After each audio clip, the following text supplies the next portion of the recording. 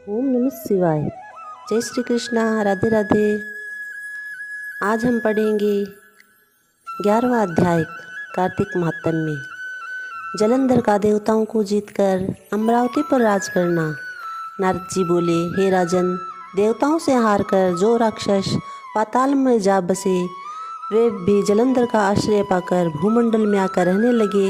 एक बार उस दैत्यराज जलंधर ने राहु का सिर कटा हुआ देखकर उसका कारण शुक्राचार्य से पूछा।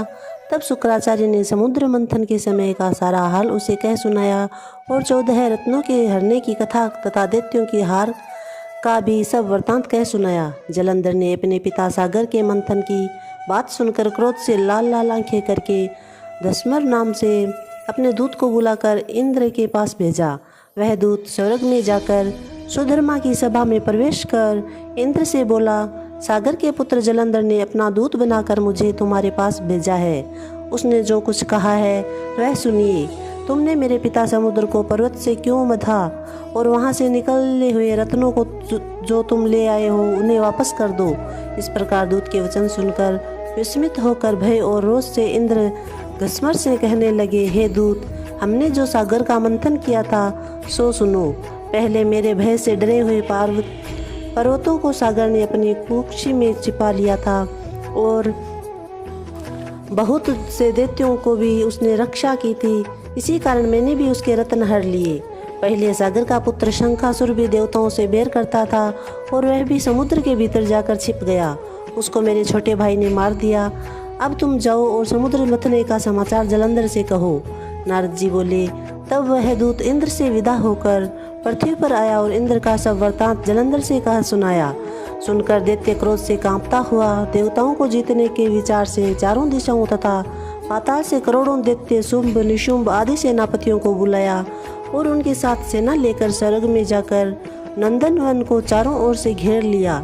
तब तो देवताओं भी कवच आदि पहनकर लड़ने के लिए अपने अस्त्र शस्त्र सहित अमरावती से बाहर निकले और देवता तथा दानवों ने घोर युद्ध होने लगा। मुसल परिग बाण गदा वर्छी फरसा आदि शस्त्रों से एक दूसरे की भयानक मारकाट होने लगी। दोनों तरफ की सेनाओं के हाथी घोड़ा सवार आदि के मरने से वहां रुधिर की धारा बहने लगी। उस समय सायंकाल के लाल बादलों की तरह वह रणभूमि शोभा दे रही थी और युद्ध भूमि में जितने भी दैत्य मरे पड़े थे सब उन सबको शुक्राचार्य मृत संजीवनी विद्या से जीवित कर दिया। उधर बृहस्पति जी ने भी मरे हुए सब देवताओं को अपने मंत्र के बल से जीवित कर दिया। युद्ध में मारे गए देवता को पुनः जीवित देखकर जलंधर शुक्राचार्य से कहने लगा कि हमसे मारे हुए देवता फिर कैसे जी उठे। आपकी यह मृत संजीवनी विद्या तो और किसी जगह सुनी ही नहीं है।